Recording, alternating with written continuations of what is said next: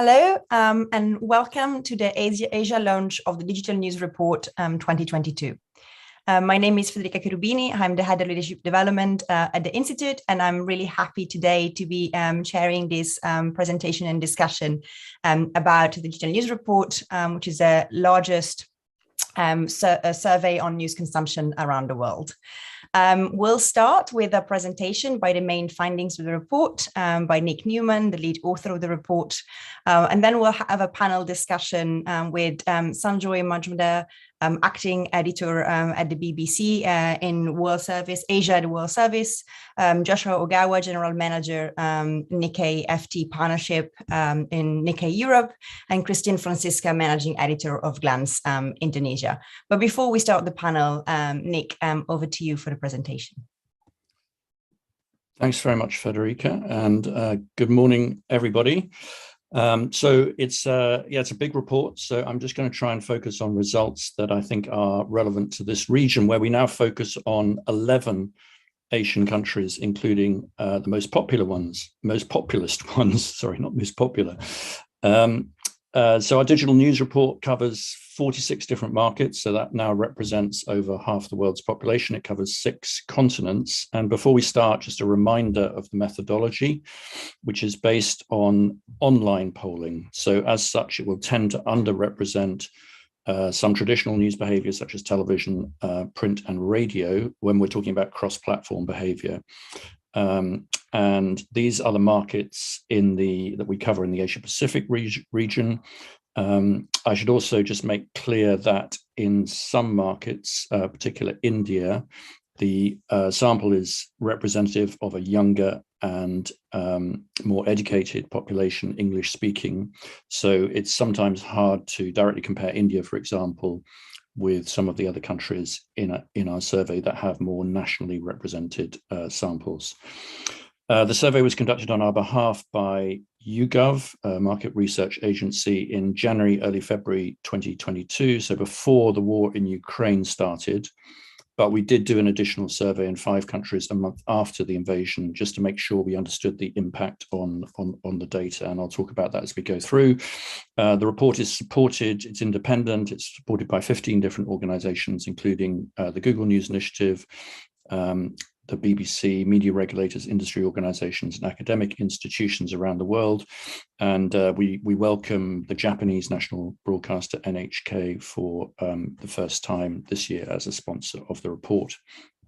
So in many Asian markets, we now have more than 8 years of solid data that allows us to look at some of the structural changes that have taken place in terms of weekly consumption of different sources of news. Firstly, we can look at Japan. So this is a country we've been looking at for a number of years, and we can see over this period that traditional media such as television news and print and radio to some extent have fallen considerably over the period in terms of weekly reach, while online and social media, though they've grown a little bit, are not making up the gap. And this year, sort of explaining this, this year we've added another line which tracks the proportion who said they consumed none of these sources in the last week.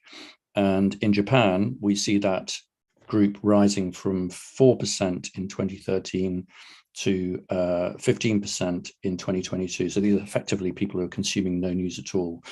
And we see similar trends in many other countries. You know, essentially, these people have a very, very disconnected view of news. This is Australia, a sort of similar story with a pretty steep decline in traditional media like television again, and also print. But online consumption in terms of weekly access here is actually falling as well. And so, you know, part of the explanation again is this disconnected group. In 2015, it was 1%, and it's now around 8%. They can say they consume none of these sources in the last week. And then just finally, to take another example from the region, so we've been polling in South Korea since 2016. South Korea, we see a slower decline actually in television. and also in print, but from a much lower base. But you can see a big bump in social media use in South Korea for news. And then again, the percentage that say they've consumed none of these sources in the last week has increased from 1% to 6% over the period.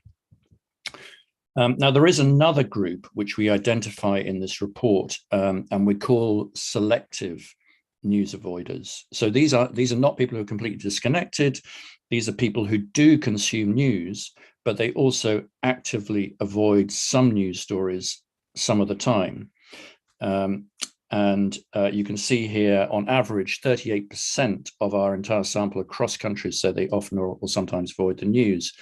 And this is broadly increased in almost all of the countries we look at. So if you, particularly in Brazil and the UK, it's pretty much doubled since 2017, the percentage who say they sometimes or often avoid some news.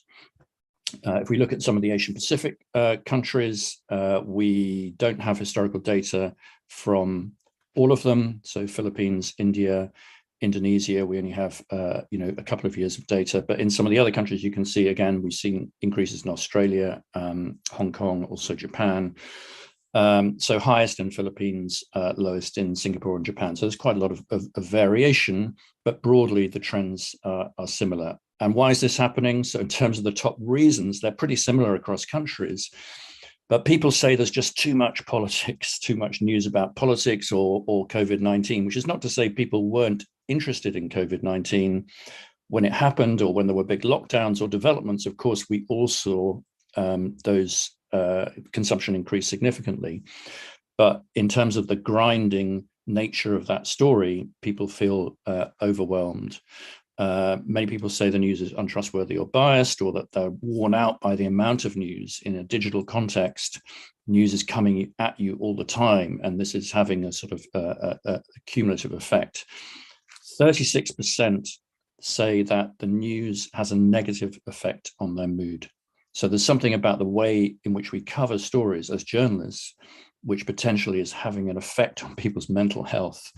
This is, I think this is something to really consider, or at least arguments.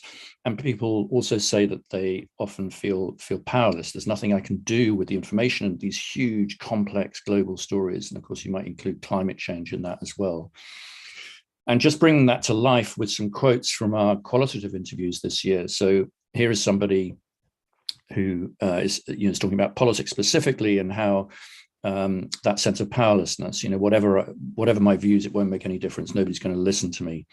And a young male talking about news triggering anxiety. So going back to that point, I should stress the main survey took place before the Ukraine war, but we did do subsequent polling in 5 countries, and we found that news avoidance, if anything, has increased, especially in some of the countries closest to the fighting, such as Poland and Germany. We actually saw further increases in news avoidance. So again, after the initial interest, a month after the invasion, we were already seeing news fatigue.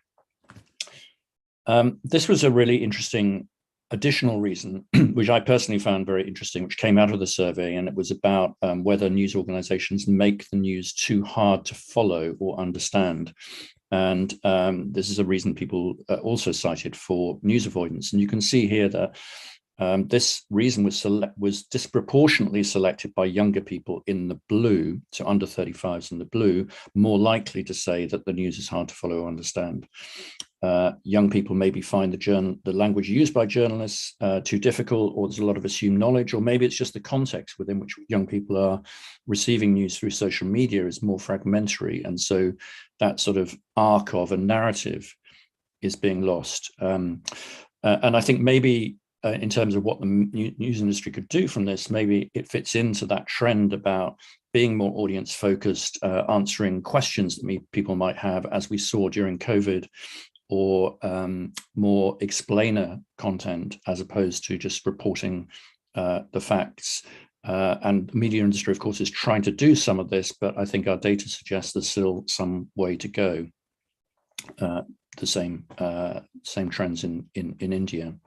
So turning now to trust, and after last year's report, which actually showed an increase in trust, partly related to COVID, people looking for reliable news for traditional news organizations, trust was up pretty much everywhere.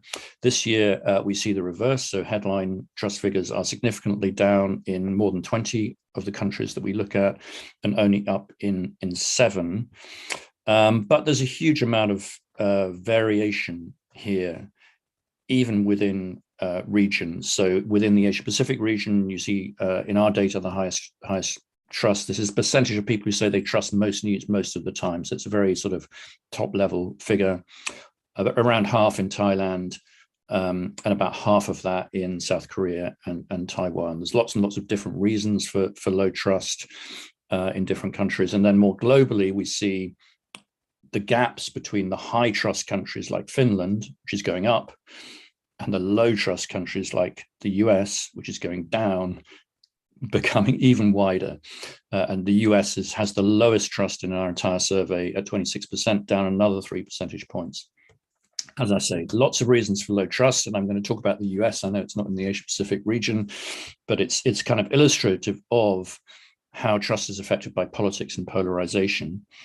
And what we're looking at here is trust over time in the United States, split by political allegiance. So we see people who identify on the left in the pink, they have a reasonable amount of trust. So it's pretty close to the global average. About 39% say they trust most news most of the time in the US. But then people on the right, that's in the blue, only 14% say they trust most news most of the time. And this probably explains why, you know, so many people in the US still believe that the election, the last presidential election, was stolen by Joe Biden. And it still has so much traction with so many people because they don't believe the facts and the evidence that is presented by the mainstream media, which they see as being primarily untrustworthy compared with, say, social media or what their politicians are telling them. So an example of polarization, if we look at Finland, remember that was at the other end of the spectrum, you can see almost no difference between left and right. So much lower levels of polarization, much more consensual politics. You don't have politicians denigrating the media, which you have in many countries, including many in Asia Pacific. So lots of sort of polarization is sort of part of the story. But so too are, you know, perceptions that the media is not independent, and that powerful politicians or businessmen exercise undue influence on editorial agendas, for example, directly or maybe indirectly through distribution of government advertising. And this is, you know, the case in many parts of the world, but certainly in many Asian countries.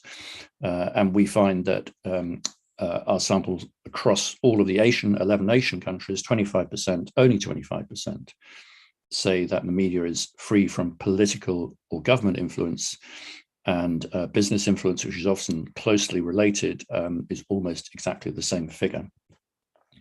Of course, one of the other elements of trust and falling trust in recent years has been the growth of misinformation, often spread in social networks. And again, that's particularly prevalent in many Asian countries because social media is very highly used in many countries, including for many of the panelists in India and Indonesia, for example. And across our entire survey, we find over half say that they worry about whether they can tell the difference between what's true and what is fake online when it comes to news. And this is higher in some parts of Asia than in other parts of Asia. So in our data, highest in Malaysia, Australia, a little bit lower in Japan, for example. And when we ask people, this is a hard question to ask people, but you know what type of false and misleading information they see politics, misinformation about politics is in most countries the number one. But a range of other countries, top topics too, including COVID-19, is either equally or in many cases ahead. In some countries, so this is looking at the regional picture, so you can see how Asia compares with some of the others. But in some countries, there is substantially, the politics misinformation is much more ahead of the COVID-19 misinformation. So in the Philippines, for example, which has just had presidential elections, we know 64% 2/3 of our sample in the Philippines said they had seen political misinformation in the last week, 2/3. So that's well above the average. And in other countries, it's more about COVID-19. That often depends on the political cycle. So turning now to the business of journalism. And one of the things we track every year is the proportion paying for online news in around 20 countries where the idea of news subscription or news membership or donation is well understood. And what we find every year is really quite wide variation. A lot of the biggest progress towards paying for news has been in richer countries in Northern and Western Europe, and also in the United States. And you see that in this chart. And but then some of the big Western European countries like France and the United Kingdom are right at the bottom of the list. So really struggling to get people to pay for online news. We've seen significant growth in Germany, Australia, Sweden. But overall, across those 22 countries, the average level is the same as last year. So I think we're seeing the trend, which has been to rising subscriptions, leveling off a little bit. As in previous years, we asked respondents to tell us which brands they were subscribing to or which brands they were giving ongoing donations to. And as in previous years, we find something of a winner takes most dynamic, with a few big national newspaper brands accounting for a very large proportion of those paying. So you can see here, in the US, New York Times, Washington Post, the Wall Street Journal account for about half of all of the subscriptions. In Japan, it's Nikkei, Asahi Shimbun Digital, for example, the two sort of leading digital brands. And then we also find that in most markets, most people just subscribe to one news publication. So that might be a national newspaper or a local one, for example. But in the US and Australia, you see people starting to subscribe to more than one. And that's maybe partly because there's just more supply now of lower cost additional subscriptions, maybe to a magazine or to a local news organization than there were before. So we are seeing people starting to take out multiple news subscriptions this year. One of the other things to talk about is how people access the news and how that is changing over time. And we ask this question every year: what your main way of accessing the news is. Do you prefer to go directly? Do you prefer to go via social media search or mobile alerts, or maybe use aggregators? And this is average data across all of the countries that we look at. And what we find is, every year, so the vast majority of people now are accessing news digitally via one of these side door exits, rather than having this bond to go directly to a news website or an app. So only 23% across all countries say that they do that. And every year, the percentage who are going via the side door increases. That's particularly true for younger people, by the way. And then we can see how that's changed over time. So this is about the percentage across our entire sample who go directly. You see that was about a third in 2018. That's now down to just a fifth. And then the percentage who say that they prefer to go via social media, starting at around a fifth and then heading up towards a third. And that tipping point last year where more people say that they prefer, on average, to get news via social media. But it's worth reminding ourselves that there's huge differences across countries. So in some countries, like Finland, you've got this very traditional bond with those brands, and most people still go directly to a website. They're not going necessarily via search or social media. Whereas in many Asian countries, you see the reverse. You see this very highly social trend where people prefer to access first via social media. The convenience of social media in Thailand and the Philippines, this is the primary way in which people start their news journeys. So that has huge impact on the ability of brands to really build those ongoing connections if it's coming through that sort of mediated access.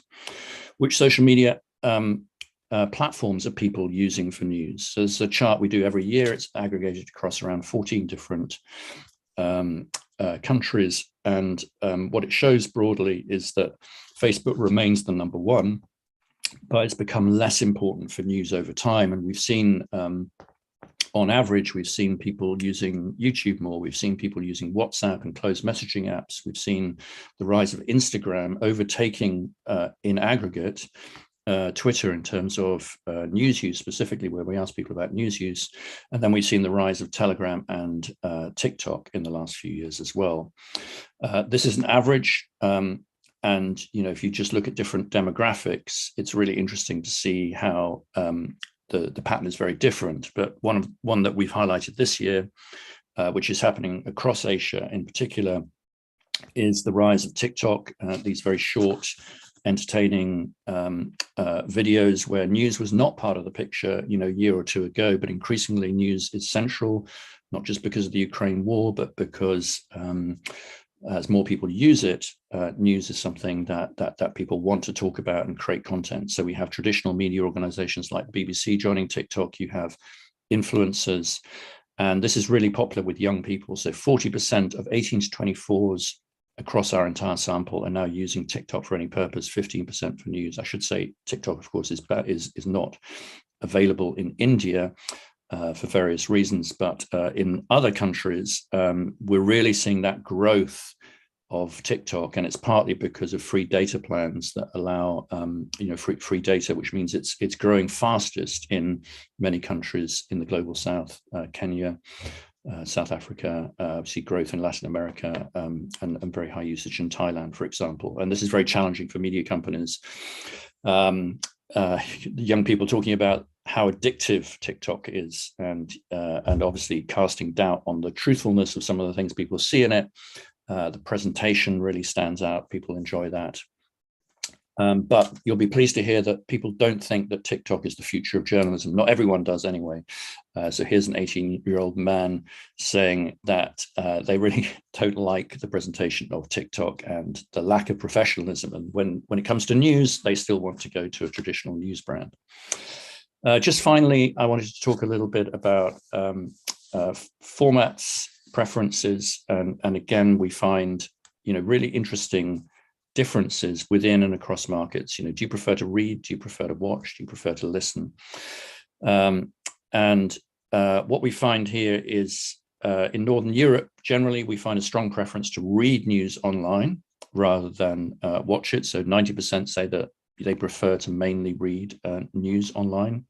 But in the Philippines, for example, a very different story. So over half say they either prefer the news to be in a video format online or an equal preference between reading and online.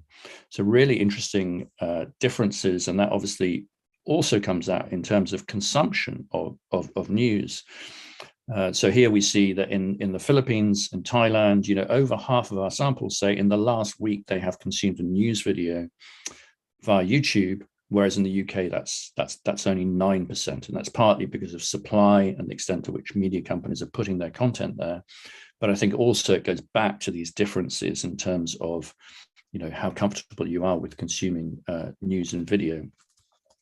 Younger people, as you might expect, are more likely to say they prefer to watch rather than read.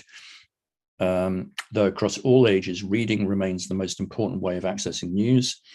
So it's important to remember that. And the reasons why, across ages, people just find it quicker and they find they have more control than when playing videos. And so when they're in information seeking mode, text remains incredibly important because it gives them that flexibility and the control. Worth noting that 35%, a third, say that pre-roll adverts put them off. So one of the reasons why many people don't consume much news video on news websites is because there's a lot of pre-roll adverts, a lot of friction in the space, whereas many of the platforms either don't have pre-roll videos or have very short ones that you have more control of. And I think that's an interesting point for the news industry to think about. Just finally, we looked at, in a bit more detail this year at interest in climate change, one of the huge issues of our day, and where people get their climate change news from, and also interest in the subject. And interest is generally highest in countries across the whole sample in countries most affected by climate change. This is partly true, but not completely true in the Asia-Pacific regions. So Philippines, India, for example, have higher levels of interest, interestingly lower in Australia, despite the fact that's seen, big effect of fires and droughts. But the issue there is very polarized, and that probably explains that. And in terms of climate change sources, I've really just compared here. So we're looking here at how do people mostly get their climate change news. And I've aggregated the 11 Asian countries, and I've just compared it with the US to see how polarization affects it. And I think this just reminds us that mainstream media organizations are only one way now in which a reference point for how people understand this issue. So people say they pay as much attention to television and film documentaries like Netflix documentaries than they do with news media.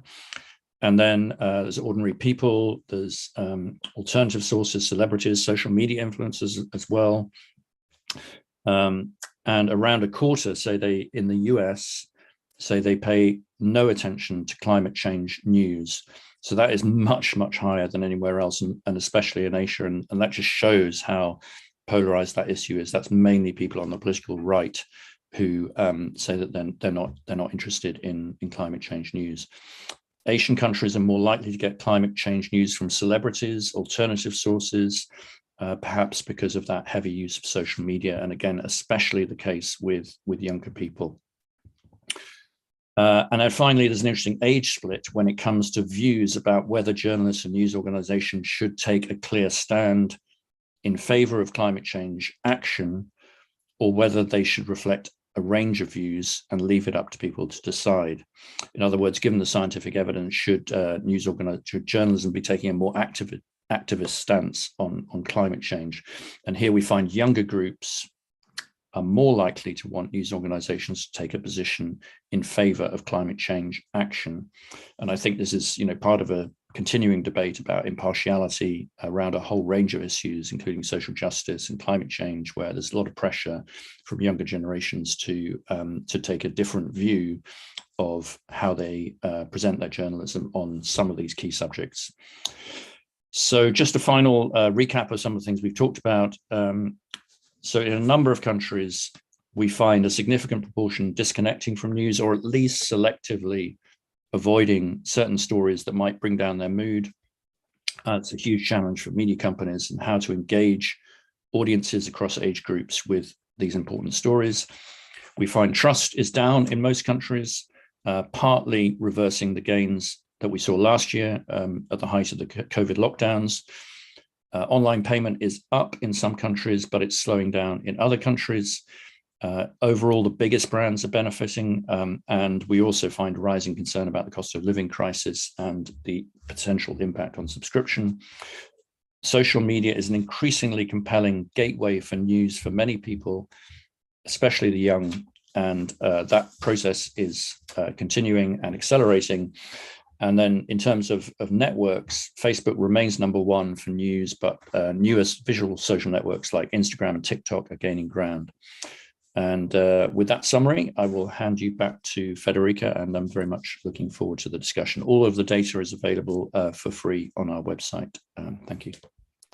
Thank you so much, Nic. And thank you to everyone who's watching us on Zoom and also on Twitter and through the other live stream. So we have a great panel, and to recap who we have in this discussion with today, Sanjoy Majumder, Acting Deputy Head of Asia, BBC World Service. Apologies, I mispronounced your title before. Joshua Ogawa, who's General Manager of the Nikkei-FT Partnership in Nikkei Europe, and Franciska, at Managing Editor at Glance in Indonesia. So to start, I wanted to go around of all of you. What's one main reaction of these findings? Is there anything that struck with you? Is there anything that resonates with some of the challenges you're looking at? What's your main takeaway from the report and what Nic has presented? I don't know who wants to start. Maybe Christine? Yeah, thank you, Federica. So probably before I answer the question, probably I just want to explain what Glance is, because probably people don't really know what it is. So Glance is actually a content platform that's sitting on the lock screen of many Android phones. So right now we provide a lot of content, content creator, for example, and then gaming as well. But the vast majority of content that we present to the users are news. So 40 or 50% of that is news.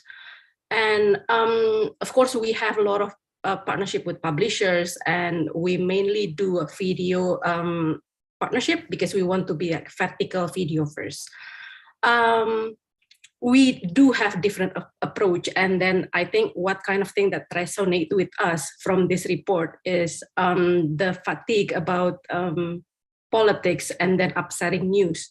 Because I think from the start, from the very start, when we do this, when we built this content platform, for example, 2 years ago, we already have committed to deliver less politic story, and then we kind of like feel the same, that most of the news organization give a lot of upsetting story. So we try to less dramatize everything, and then probably do some kind of constructive turnaround with all of the copy that we do.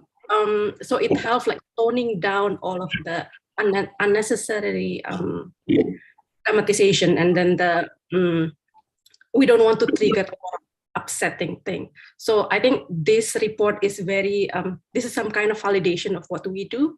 And I think if we see the metric from what we see, from what user consume in our platform, for example, they do consume a lot of news, and some of the publisher quite happy with the result as well. Do you think it's due to the format? Like, what do you think you're doing right in that approach? The approach that we have for news, because we try to give alternative, right?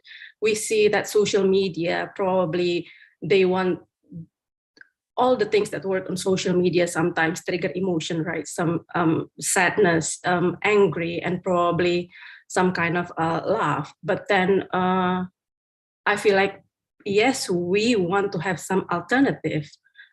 You can have those kind of thing on social media, and you can go directly to the news website if you want to have like a very serious news agenda, right?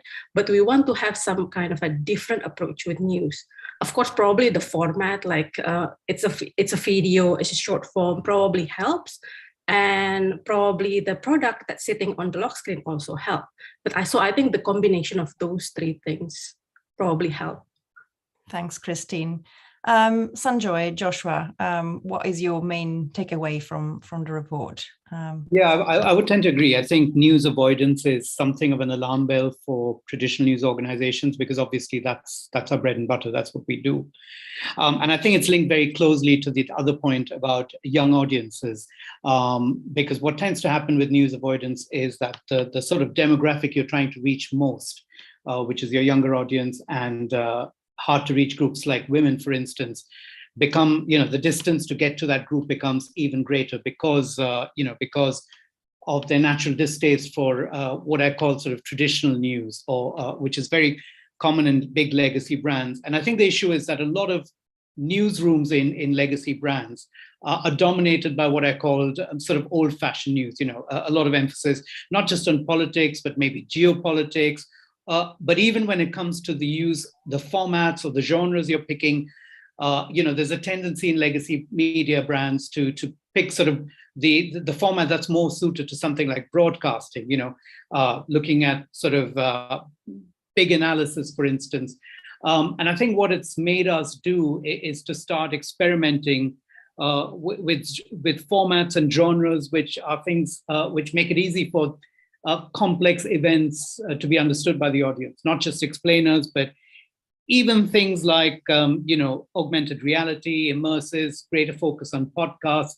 And I think we're seeing a lot of emphasis on developers looking not just at products, but also delivery tools, because we recognize that it's not just a question of the content you're putting out there, but in the way that's being consumed, which is making it harder to reach these harder to reach groups. So it is, I think, the biggest challenge. It's one that in the BBC we're constantly grappling and trying to tweak our approaches. It makes up a significant percentage, for instance, of our training programs. But also, I think for editors and other people who are sort of making decisions on, what are our newsrooms going to look at the future, this is at the very heart of it. And that's, that for me was the big takeaway. Thanks, Sanjoy. Joshua. Yes, thank you. So I would also agree with Sanjoy that the news avoidance is something made us think a lot about from this report this year.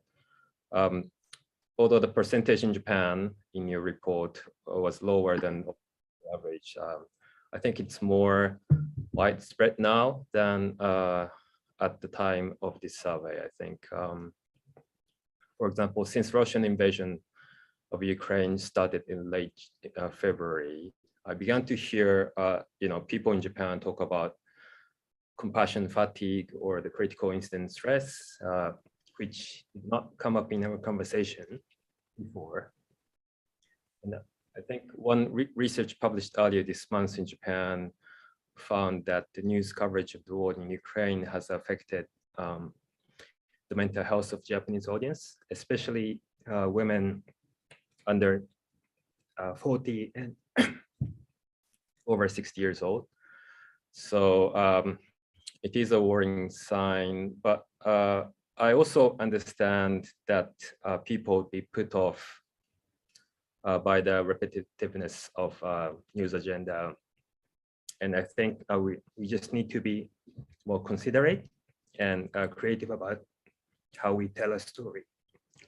Sorry. Thanks, Joshua. I think this is like one of the things that Nic highlighted that really stay with me. So many of the topics that people seem to say it's driving some of the selective and proactive news avoidance are those stories that are really like at the core of what many journalists feel is the core of the reporting. And Sanjoy was saying, of course, to being creative about different formats and different ways to reach this audience.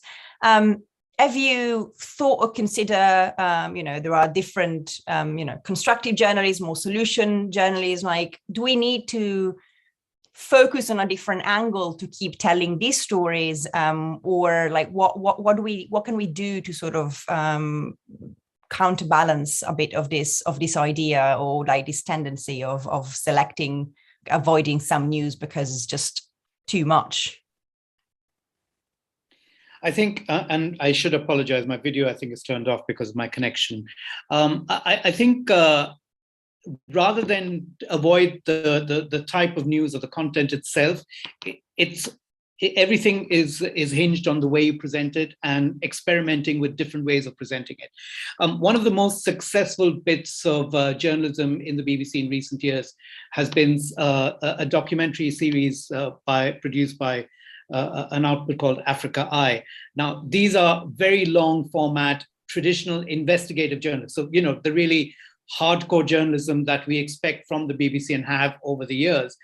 The interesting thing was that some of the tools that went into the actual documentary were more contemporary, using open source, open source investigation, using the media, using young journalists, using a lot of tools that have been given to us by the digital media. And when we married these two, the results were remarkable. So we were able to take, what was in a way traditional content, if you like, but approach it in a different way that made it extremely appealing to a younger audience.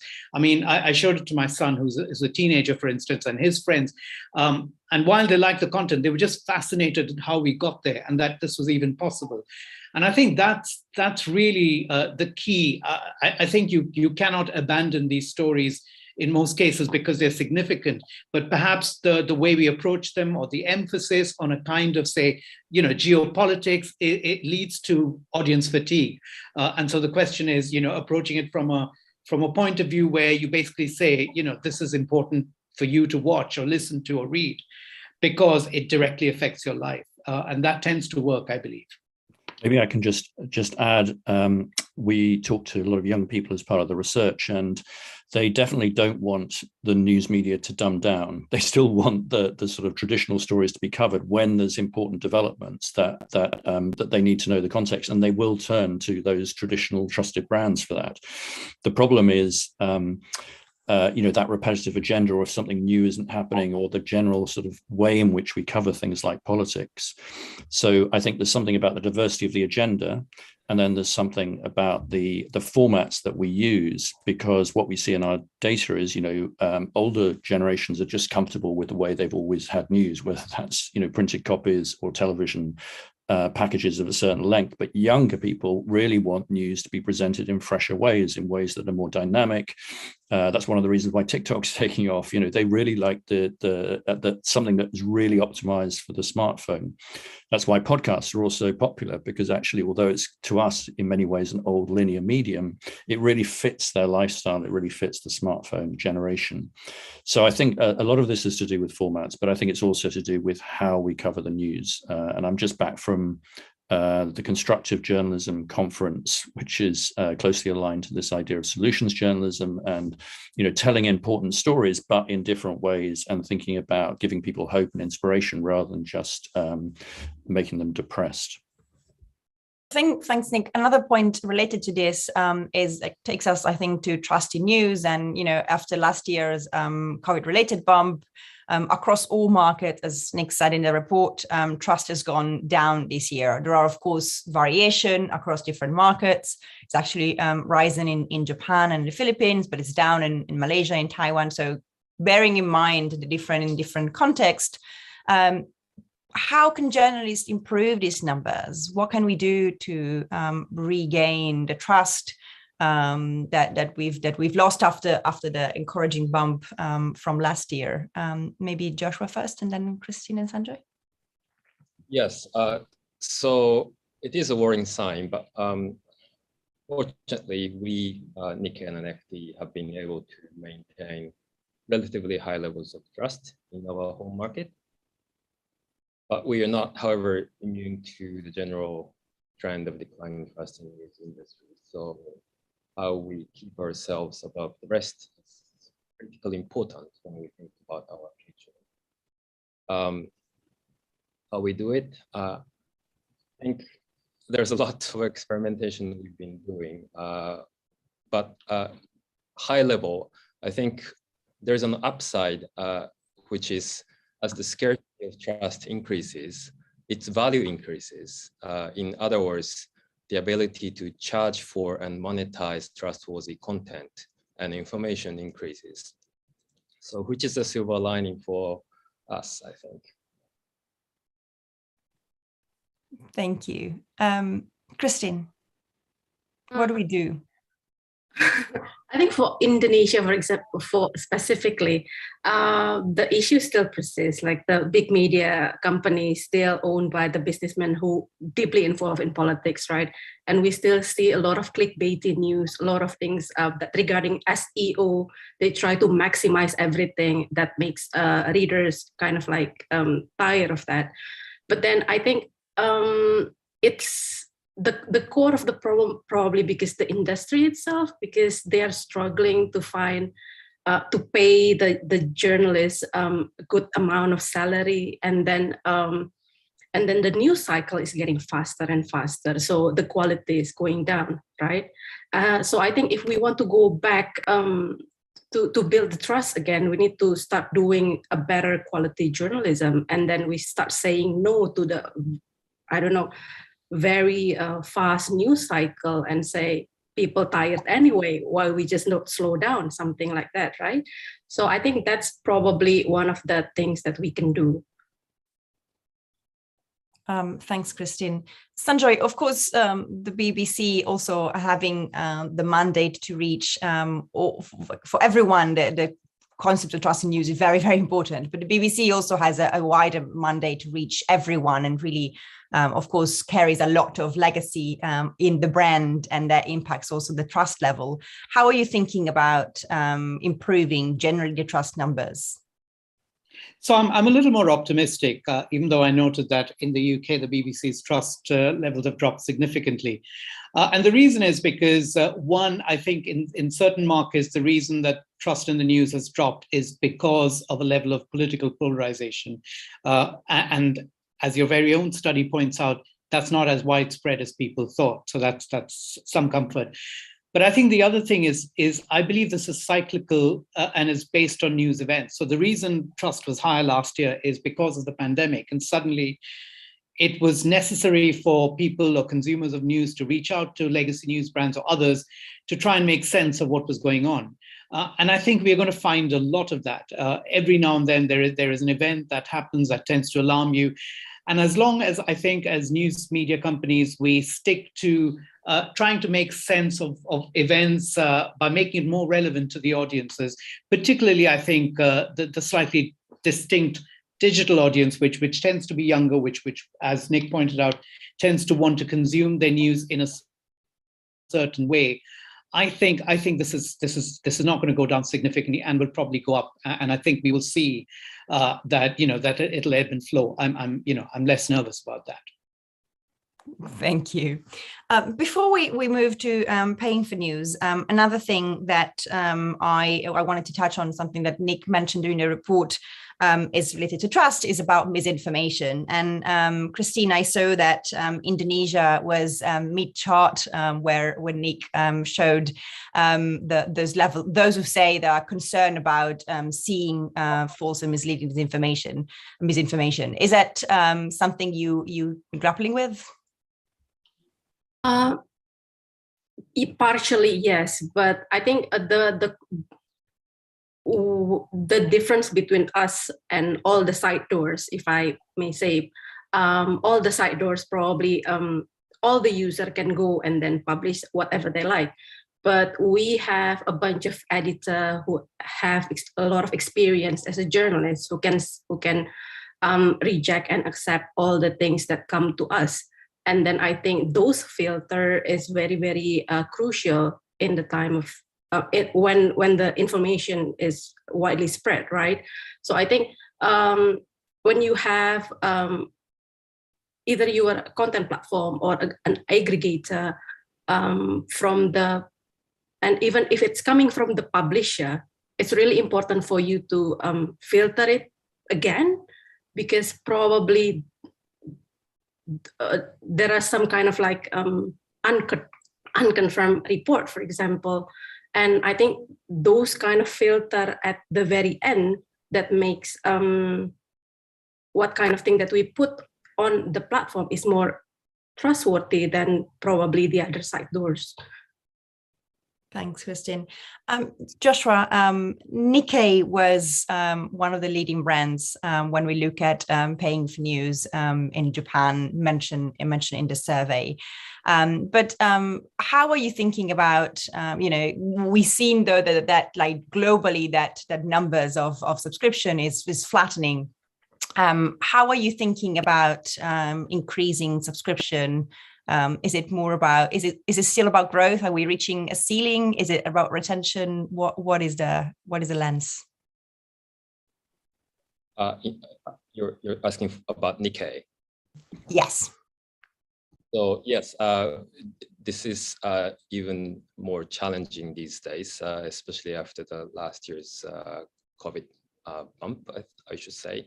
We're seeing slowing down in the growth of our online subscribers. So I guess this might be something related to the question of how we reach and engage with younger social natives as well. But I think we just need to keep experimenting with new product and also different pricing point.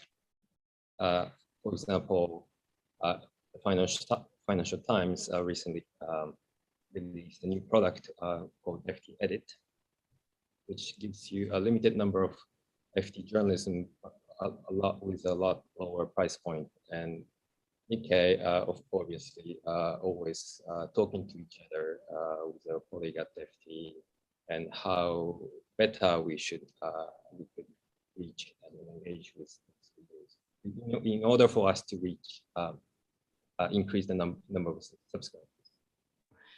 I guess maybe one question would be, aside from your specific individual brands, but as more and more newspaper run paywalls, should we worry about a growing distance between those willing to pay and those who want or who can't pay?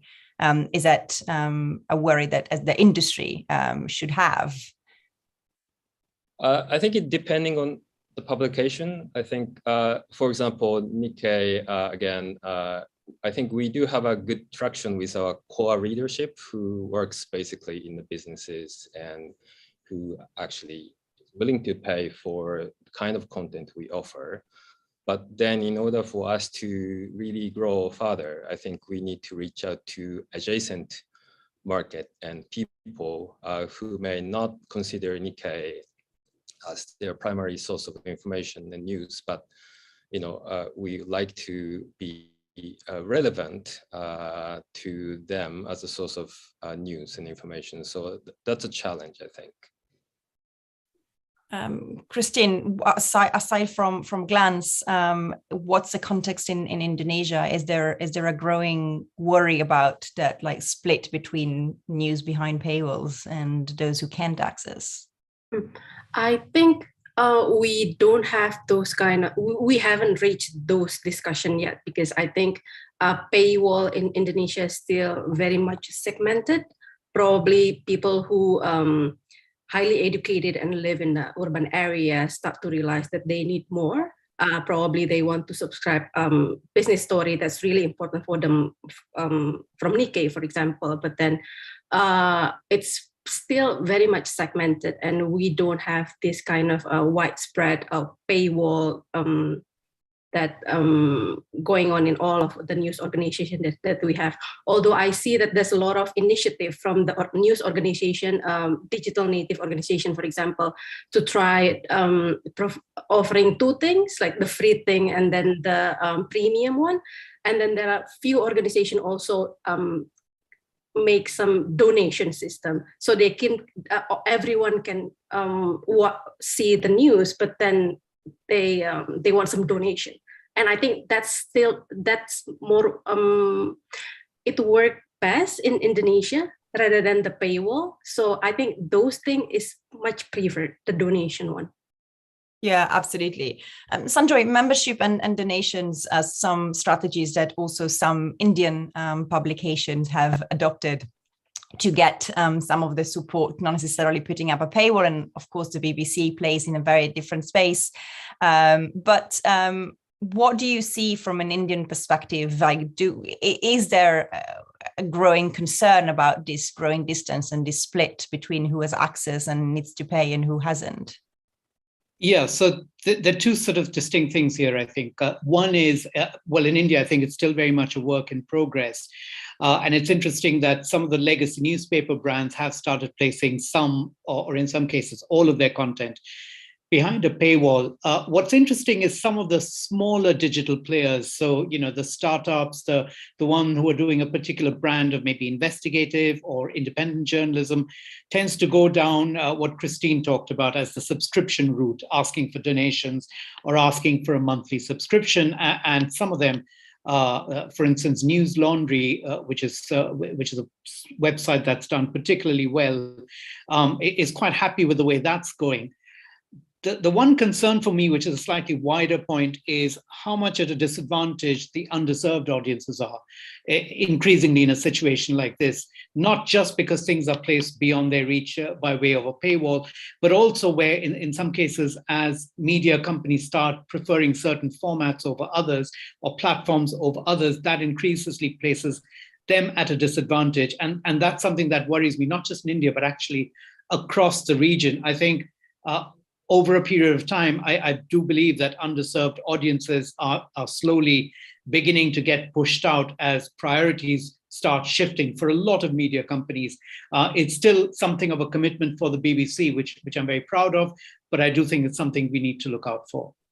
And of course, the funding for public service broadcast is under pressure too. So I think we're at a really interesting point where you are starting to see some new digital models work. So for the sort of the publishers like the FT and Nikkei, New York Times, finding a lot of success with subscription, but now sort of really wondering about how you can grow beyond that, how you can get to people interested in news at different price points on the one hand. But you've got sort of membership organizations, and India is a great example. It's got a huge number, very large market, and finding niches or smaller audiences, in some cases larger audiences, based on a different model. So there's a lot of innovation happening around India around that. But then in the middle, how do we produce reliable news? And a lot of it is still clickbait. A lot of it is of low journalistic value, as Christine says. And I think that's the real challenge. How do we provide good local news? Where's the sustainable business model for that in many countries? And so we see some parts of the media ecosystem doing quite well, but maybe reaching the limits of some of the models that they've been experimenting with. And then we've got this sort of massive problem of disaffection, avoidance, and low quality news, both in social media and in low quality news organizations.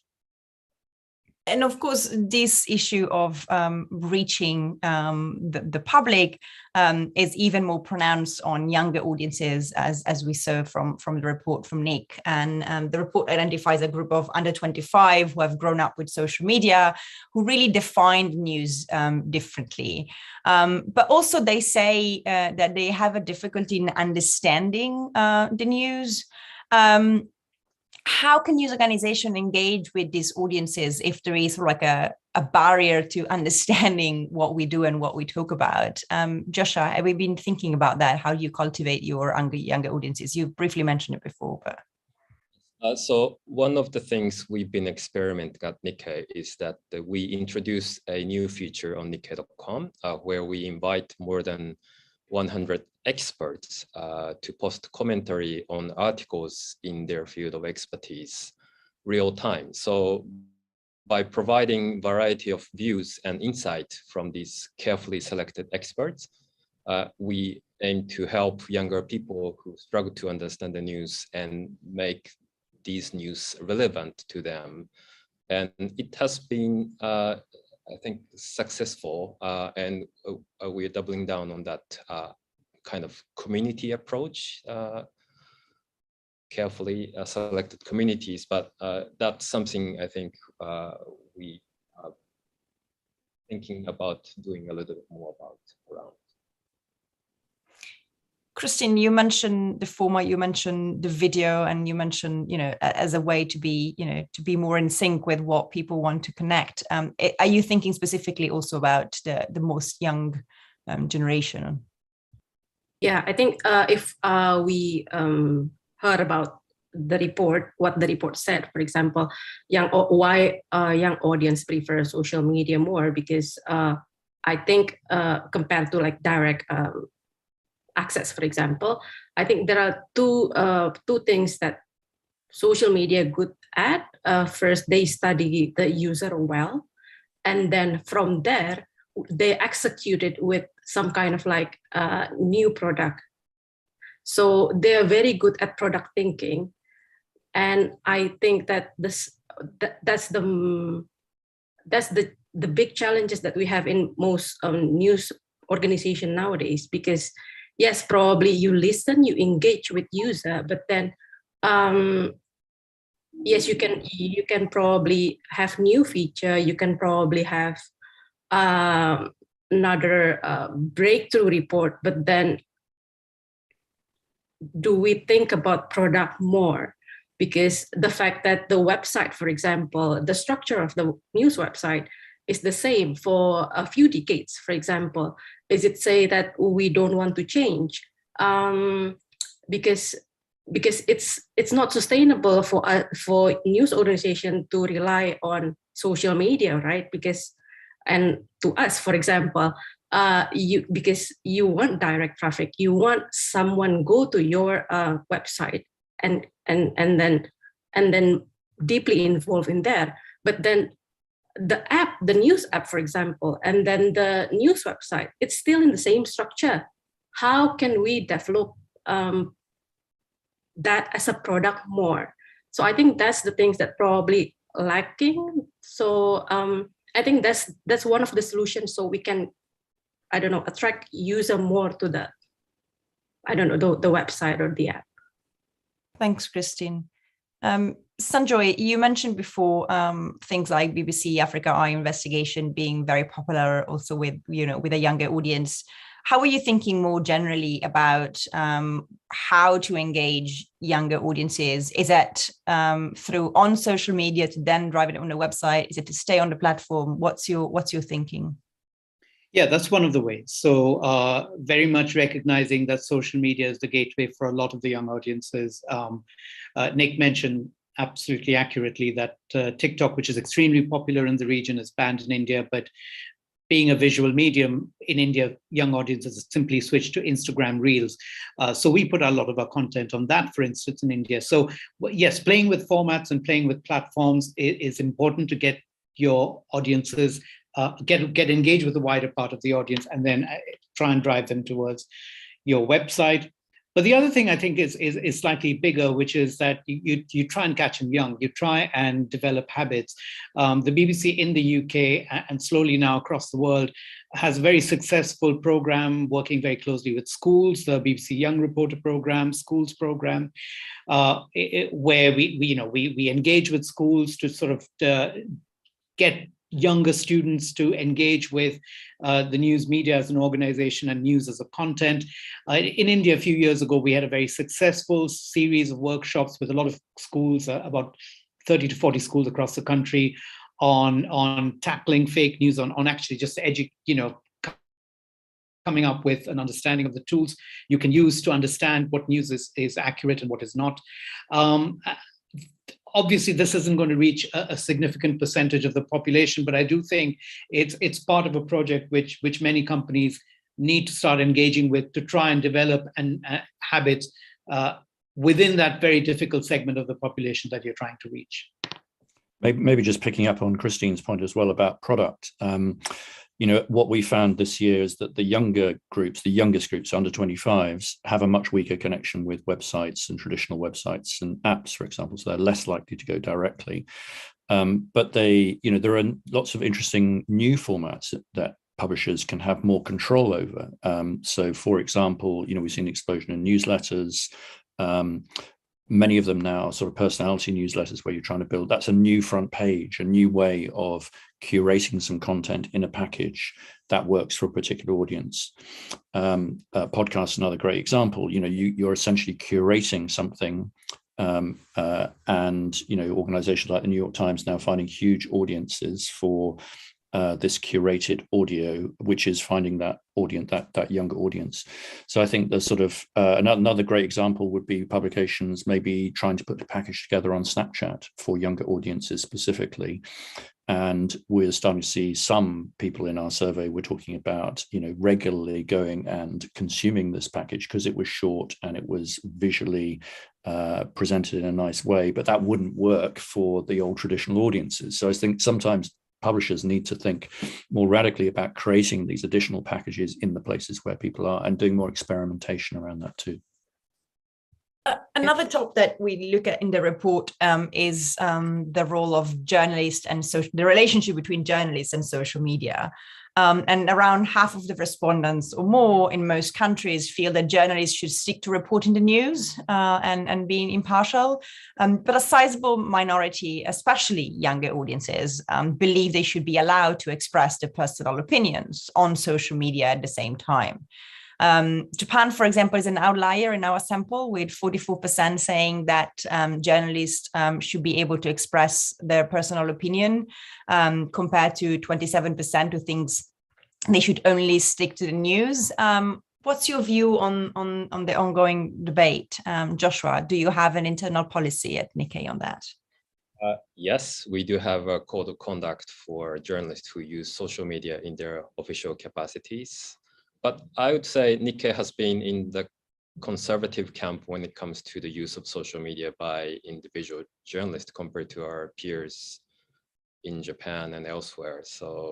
But as a former journalist myself, I personally think journalists should be allowed to express their personal opinion on social media if it helps their followers better understand the news they report on, or provide more context so that the people, would know if it's relevant for them or not. But I don't know, using social media as a tool to attack or shame your fellow journalists, as we see in other publications in the US, I think it's a bit too much. It's indeed a controversial issue. Christine, what's the view at glance? Do you have a code of conduct? Not specifically, because we are not going to the field and report the story, right? We kind of like in the distribution side. But then I think it depends on the news organization and how the reporter feel about that. And then also think about what's the purpose of going there on social media. If you just want to have engagement, there are many ways to do it, to do engagement. If you don't want to speak of your opinion, for example, but if you really want to, in like a user point of view, on social media, they want some discussion, they want some conversation, right? The fact that in traditional media, the relation is like top down between the news organization and the readers. On social media, it's like equal, and those kind of equalness that they want, right? So the involvement, the inclusion, is it with expressing opinion, the news organization can feel more authentic and then more relatable. That's probably something that we can think about. And of course, I agree with Joshua. On user perspective, they probably will get more when there's a lot of discussion in the news organization account on social media. Sanjoy, Nic mentioned before the personality driven newsletters, and of course the idea of like building a personality in the BBC. There are a lot of very famous journalists who are very well known. What's your view on this ongoing debate about engaging with the audiences, but also bringing your point of view in that, and when you're on social as a person, as a personality? It's a fine balance, isn't it? And it's counterintuitive for a lot of journalists to be not able to express their opinion on a public platform, especially if, as you rightly point out, they are personalities or journalists with a wide social media following, because we do want them to engage with the audience. We are interested in building that relationship.